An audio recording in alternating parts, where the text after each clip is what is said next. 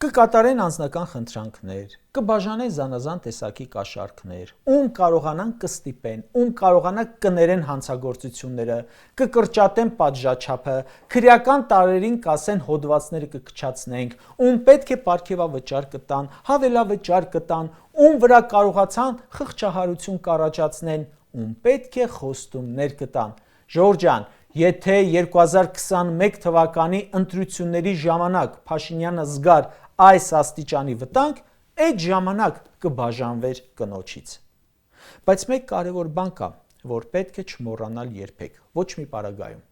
Այս խայտառակությունը չպետք է մոռացնել տա այն ամենը, ինչ մեր գլխին, մեր ժողովրդի գլխին, մեր Արցախի գլխին բերել են այս քաղաքական ուժն ու այս ընտանեկան զույգը։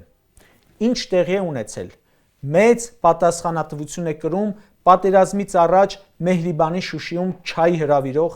զենքը զարդ սարքող, Արցախի ազատագրումն ու նահատակումը հանուն ոչնչի համարող, պատերազմի ժամանակ հրամանատարական բունկերներից ու շտաբերից դուրս չեկող Աննա Հակոբյանը։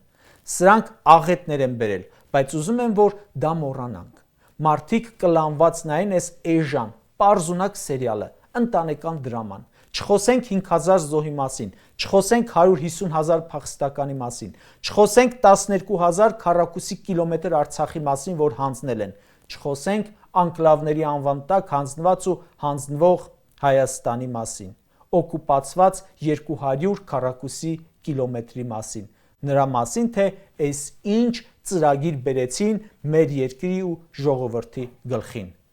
Վստահ եմ, դա նրանց չի հաջողվելու։